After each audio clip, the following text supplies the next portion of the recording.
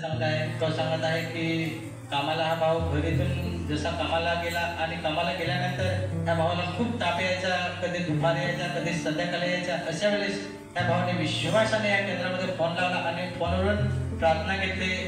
अशा वेळेस तो ताप यायचा होता तो पूर्णपणे प्रवेशने बरा केलेला आहे. म्हणून हा भाऊ प्रवेशला धन्यवाद देत आहे. आपण जोरात त्याला अजून प्रवेशला धन्यवाद द्यायचा आहे.